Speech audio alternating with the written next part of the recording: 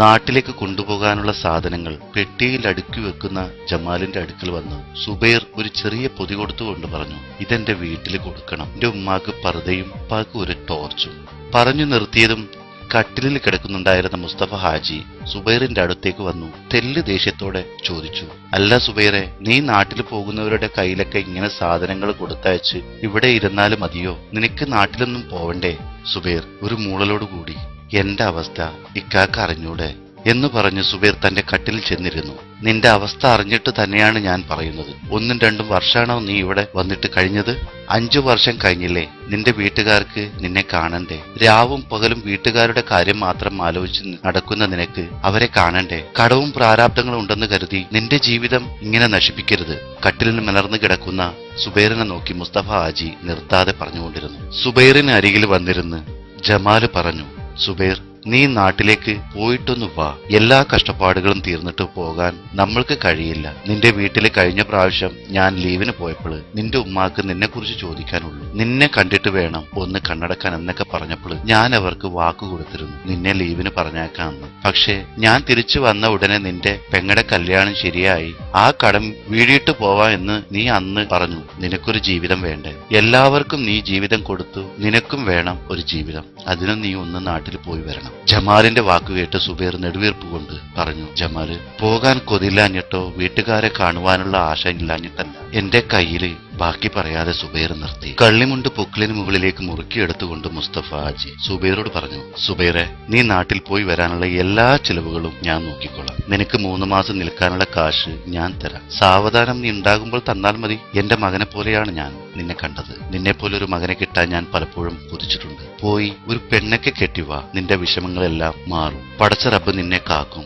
അത്രയ്ക്കും നല്ലവനാ നീ. ഞാൻ അറബിയോട് സംസാരിക്കാം. സുബൈർ ജമാലിന്റെ കൊണ്ടുപോകാനുള്ള പെട്ടി റെഡിയാക്കാൻ തുടങ്ങി. പിറ്റേന്ന് രാത്രി ജോലി കഴിഞ്ഞു വന്ന സുബൈർ മുസ്തഫ ഹാജിയോട് പറഞ്ഞു, ഇക്ക, അറബി ലീവ് തന്നു, ഈ മാസം തന്നെ പോകണം. അതിനെന്താ, പോകണം. നീ കുളിച്ച് റെഡിയാവും. നമുക്കെല്ലാവർക്കും കൂടി പോയി സാധനങ്ങൾ വാങ്ങും. കൊണ്ടുപോകാനുള്ള എല്ലാ സാധനങ്ങളും മുസ്തഫ ഹാജിയും റൂമിലുണ്ടായിരുന്ന മറ്റുള്ളവരും കൂടി വാങ്ങും. ദിവസങ്ങൾ പെട്ടെന്ന് കൊഴിഞ്ഞു വീണു. നാളെയാണ് നാട്ടിൽ പോകുന്ന ദിവസം. രാത്രി പെട്ടി റെഡിയാക്കുന്ന സമയത്ത് റൂമിലുള്ളവർ അവരവരുടെ വീട്ടിൽ കൊടുക്കാനുള്ള സാധനങ്ങൾ സുബൈറിന്റെ കയ്യിൽ കൊടുത്തു. മുസ്തഫ ഹാജിക്ക് എന്തെന്നില്ലാത്ത സന്തോഷം. സുബൈറിനോട് ഇടയ്ക്ക് പറഞ്ഞു, സുബൈറെ, നാട്ടിലെ എയർപോർട്ടിൽ എത്തുമ്പോൾ ഒരു സുഖം ഉണ്ടാവും. ആ സമയത്ത് ഇങ്ങോട്ട് തിരിച്ചു വരുന്നത് ഒന്ന് ആലോചിച്ചാൽ മതി. ആ സുഖം അപ്പോൾ തന്നെ പോയി കിട്ടും എന്ന് പറഞ്ഞതും റൂമിൽ കൂട്ടച്ചിരി ഉയർന്നതും ഒരുമിച്ചായിരുന്നു. നാട്ടിലെത്തിയ ഉടനെ വിളിക്കണം, ഞങ്ങളിവിടെ നിന്റെ വിളിയും കാത്തിരിക്കും എന്ന് സുഹൃത്തുക്കൾ പറഞ്ഞപ്പോൾ അത് ഞാൻ മറക്കില്ല. എത്തിയാൽ ഉടനെ വിളിക്കാം. നിങ്ങളെ വിളിക്കാതെ വേറെ ആരെ വിളിക്കാൻ? എല്ലാവരും യാത്ര ചോദിച്ചു. 5 വർഷത്തെ പ്രവാസത്തിന് ശേഷം ആദ്യ ലീവ്. ഫ്ലൈറ്റിൽ കയറി നാടിനെ കുറിച്ച് ഓർത്തിരിക്കുമ്പോഴാണ് അപ്പുറത്തെ സീറ്റിലിരിക്കുന്ന സുഹൃത്ത് ചോദിച്ചത്, ആദ്യത്തെ ലീവാണോ? അതെ, നിങ്ങളോ എന്നുള്ള ചോദ്യത്തിന് മറുപടിയായി അയാൾ പറഞ്ഞു, എന്റെയും ആദ്യത്തെ ലീവാണ്. വന്നിട്ട് 1 വർഷം കഴിഞ്ഞു. ഇയാള് എത്ര വർഷം കഴിഞ്ഞിട്ടുള്ള പോക്കാ? ഒരു നെടുവീർപ്പ് കൊണ്ട് സുബൈർ പറഞ്ഞു, ഞാൻ വന്നിട്ട് 5 വർഷമായി. 5 വർഷത്തിന് ശേഷം നാട്ടിൽ പോകുന്നത്. ഇത് കേട്ടതും അയാൾ ചോദിച്ചു, 5 വർഷമോ? എങ്ങനെ നിന്നു? 1 വർഷം തന്നെ ഞാൻ നിന്നത് എനിക്ക് തന്നെ അറിയില്ല. ഫ്ലൈറ്റ് മരുഭൂമിയിൽ നിന്നും പൊന്തി തുടങ്ങി. ഇനി പിറന്ന നാട്ടിലേക്ക്. വീണ്ടും അയാൾ ചോദിച്ചു, എന്തുകൊണ്ടാ നിങ്ങൾ ഇത്രയും കാലം ഇവിടെ ഇങ്ങനെ നിന്നത്? വിരോധമില്ലെങ്കിൽ പറഞ്ഞു തരാമോ? സുബൈർ തന്റെ കഥ പറയുവാൻ തുടങ്ങി. 4 മക്കളുള്ള എന്റെ ഉപ്പയുടെ ഇളയ മകനാണ് ഞാൻ. മൂത്തത് 3 ഇത്താമാരാ.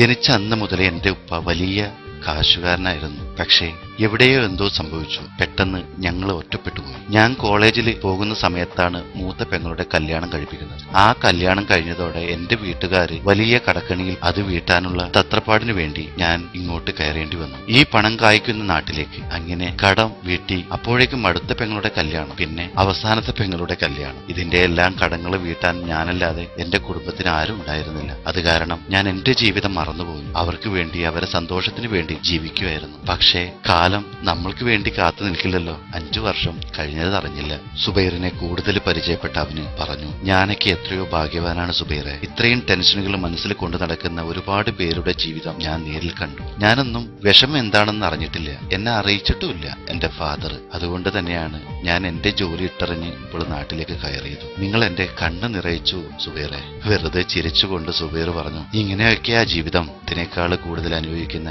എത്രയോ കാണില്ലേ. ഒരുപാട് നേരത്തെ സംസാരത്തിനിടയിൽ എപ്പോഴോ യാത്രയുടെ ക്ഷീണം കാരണം രണ്ടുപേരും ഉറക്കിൽപ്പെട്ടു. ക്യാപ്റ്റൻ ഫ്ലൈറ്റ് ലാൻഡ് ചെയ്യാനുള്ള മെസ്സേജ് പാസ് ചെയ്തപ്പോഴാണ് സുബൈർ അപ്പോഴും നല്ല ഉറക്കം. എല്ലാവരും പെട്ടികൾ പുറത്തെടുക്കുന്നു. സുബൈറിനെ തട്ടി വിളിച്ച് അവൻ പറഞ്ഞു, ഹളിയ, നമ്മുടെ നാടെത്തി, വാ നമുക്ക് ഇറങ്ങാം. പെട്ടെന്നാണ് അവൻ സുബൈറിന്റെ മൂക്കിനെ താഴേക്ക് ഒലിച്ചിറങ്ങുന്ന രക്തം ശ്രദ്ധിച്ചത്. സുബൈറിനെ ഉറക്കെ വിളിച്ചു നോക്കുന്ന അവന്റെ അടുത്തേക്ക് വന്ന ഒരു വിമാന ജോലിക്കാരി എന്താണ് സംഭവമെന്ന് ചോദിച്ചതും സുബൈർ നിശ്ചലനായി സീറ്റിൽ ചെരിഞ്ഞു. സുബൈർ സുബൈർ എന്ന് ഉറക്കെ വിളിച്ചുകൊണ്ട് കരയാൻ തുടങ്ങിയ അവനെ അവിടെ നിന്നും മാറ്റി പൈലറ്റും വിമാന ജോലിക്കാരും സുബൈറിനെ എടുത്തു പുറത്തേക്ക് നടന്നു. തന്റെ ബാഗുകൾ എടുക്കാതെ അവരുടെ പിന്നാലെ ഓടുന്ന ഇവനെ ആളുകൾ സംഭവം എന്തെന്നറിയാതെ നോക്കി. കൊണ്ടുപോകാന് വരണ്ട, ഞാൻ വീട്ടിലേക്ക് വന്നോളാം എന്ന് പറഞ്ഞതുകൊണ്ട് വീടിന്റെ ഗേറ്റിന് മുന്നിൽ തന്നെ നിൽക്കുകയായിരുന്ന വാപ്പ വന്നോ എന്ന് ഇടയ്ക്കിടയ്ക്ക് അടുക്കളയിലേക്ക് നിന്നു. സുബൈറിന്റെ ഇഷ്ടമുള്ള ഭക്ഷണം വെക്കുന്നതിന്റെ ഇടയ്ക്ക് ഉമ്മ വിളിച്ചു ചോദിക്കുന്നുണ്ടായിരുന്നു, സമയം ഒരുപാടായല്ലോ, കാണുന്നില്ലല്ലോ എന്ന് ഉപ്പ പറഞ്ഞതും വീടിന് നേരെ വരുന്ന ആംബുലൻസ് കണ്ട സുബൈറിന്റെ ഉപ്പ റോഡിലേക്ക് ഇറങ്ങി. ആംബുലൻസിന്റെ ബാക്കിൽ വന്ന് ജീപ്പിൽ നിന്നും ഇറങ്ങുന്ന സുബൈറിന്റെ കൂട്ടുകാരിൽ ഒരാള് ഉപ്പയെ കുറച്ചപ്പുറത്തേക്ക് വിളിച്ചു കൊണ്ടുപോയി പറഞ്ഞു, ഇക്ക വിഷമിക്കരുത്, നമ്മളെ സുബൈർ അവന് നമ്മളെ വിട്ടു പോയി.